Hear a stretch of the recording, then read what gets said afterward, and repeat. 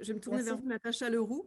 Vous avez un point de vue d'experte militante, mais aussi de professionnelle. Vous avez siégé dans de nombreuses commissions de financement. Euh, Pourquoi est-ce que les musiques actuelles sont aujourd'hui si sexistes? Et est-ce qu'il y a un lien entre le sexisme dans les musiques actuelles et dans l'accès au financement? Effectivement, comme le disait Catel, son industrie phonographique, le secteur des musiques actuelles dans son ensemble, hein, que ce soit le spectacle vivant, la diffusion, la production, est un secteur effectivement ségrégué qui n'aime pas les femmes et cela n'est malheureusement plus aujourd'hui à démontrer. On pense effectivement à Chef que c'est le fait du désengagement de l'État et des collectivités. Hein, le système de financement a été trop largement, selon nous, laissé au marché et à l'industrie musicale.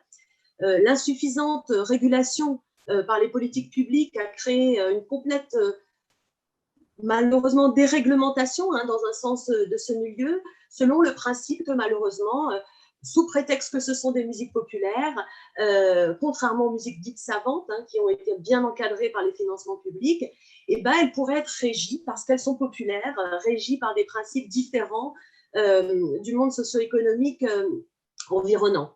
Et tout cela a procuré et procure encore à ce secteur des situations et légitime des situations, des comportements, une organisation du travail, un accès à l'emploi qui ne l'aurait pas dans d'autres secteurs de la société. En gros, on considère que ce secteur a des règles citoyennes qui sont différentes que dans le reste de la société. On y a aussi beaucoup cultivé le mythe trompeur qui vante les mérites de l'autodidactie, ce qu'on appelle l'autodidactie, c'est-à-dire sans avoir aucune formation, on entre dans le star system et on se retrouve sous les feux de la rampe. On a aussi cultivé ce mythe de l'ascenseur social rapide, facile, que l'on pourrait émerger de la marge spontanément, sans aucune aide, juste par son talent. Or, on sait très bien que ce mythe-là est un mythe trompeur pour les femmes. Les femmes n'émergent pas de cette façon.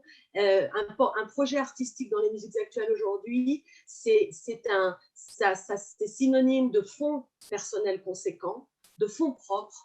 C'est synonyme aussi d'une armée de partenaires compétents, dévoués, qui vont travailler à votre projet très souvent gratuitement. Or, on sait très bien qu'on ne mise pas sur les projets de femmes. Alors, la traduction indétestable, on va dire, de cette situation, c'est en particulier dans les musiques urbaines, hein, les musiques, ce qu'on appelle les musiques urbaines, le R&B, le rap, etc., où on a effectivement laissé ces musiques s'extraterritorialiser d'une certaine façon, en les livrant en pâture au financement, même parfois jusqu'au financement illicite, malheureusement. Cela s'est traduit très concrètement par des conséquences navrantes qui sont par exemple la production de narrations textuelles qu'on connaît, hein, très misogynes, une hypersexualisation aussi des images produites dans les clips vidéo. Depuis 3 décennies, on voit quand même que cette industrie, enfin ces productions musicales ont des effets pervers sur la société, entretiennent le sexisme et aussi envoient aux apprentis musiciennes et chanteuses le message selon lequel un comportement féminin hypersexualisé est source de réussite pour les femmes dans ce secteur. C'est devenu l'étalon de réussite dans les musiques actuelles. Alors, quelles sont les préconisations rapidement, parce que le temps nous est Oui. compté, qui sont portées par HF sur cet enjeu des financements précisément? Alors nous, on a, bien sûr, il y a multiples leviers pour changer la donne, et Catel on a cité quelques-uns. Il y a bien sûr l'éducation et la formation, mais ça, on y reviendra certainement aujourd'hui.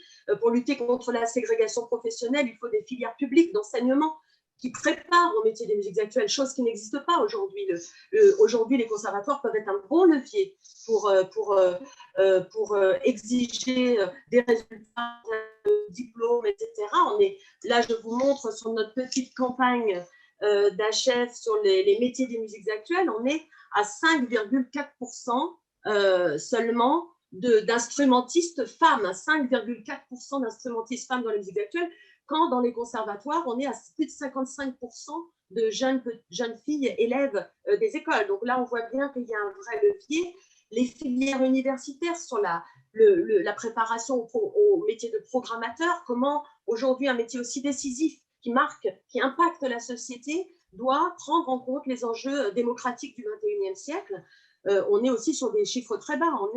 On est à seulement 12% de programmatrices dans les salles de musique actuelles. On est à 2,8% au Hellfest de programmation de femmes sur 668 artistes. C'est-à-dire que là, il y a une vraiment pénurie, absence des femmes sur les scènes. Et puis, un point très important, et je pense que la situation actuelle nous oblige vraiment à faire un focus là-dessus, c'est la question de l'intelligence artificielle, qui est en train de s'imposer dans le secteur musical, comme dans beaucoup de secteurs artistiques. Et cette intelligence artificielle et la maîtrise de ces outils devient une machine à exclure parce que les femmes ne sont pas, sont exclues des filières qui préparent à ces métiers. Donc là, c'est vraiment, je crois, quelque chose qui, on doit préparer l'avenir. Hein, quand on parlait d'anticiper le lendemain, anticiper le futur, et ben là, il y a vraiment quelque chose à faire. Le deuxième levier, c'est bien sûr la création de scènes de musique actuelle labellisées, de la même manière qu'il y a des théâtres, des scènes nationales de théâtre. C'est-à-dire que moi qui travaille dans 93, qui suis à la tête d'une école de musique dans ces théâtres, je ne peux pas proposer de spectacle dans une scène labellisée sur l'ensemble du département. Donc, les scènes de musique actuelle, des femmes à la direction de ces scènes de musique actuelle, il n'y en a que 13%. Le troisième axe, c'est le respect, bien sûr, du droit du travail. Hein.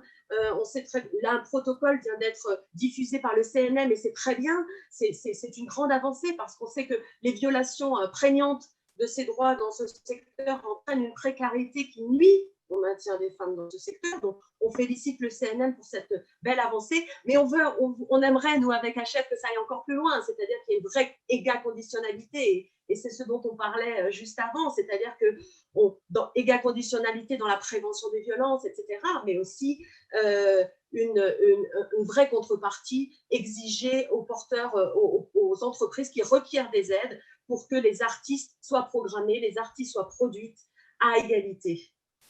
Voilà. Merci beaucoup Natacha, et désolée de vous avoir un peu pressé, mais donc effectivement le message sur lequel vous insistez, c'est vraiment ce réengagement de l'État dans le financement, pour un financement public des musiques actuelles, qui serait à la fois un outil de régulation contre le sexisme et un vrai levier pour les femmes artistes.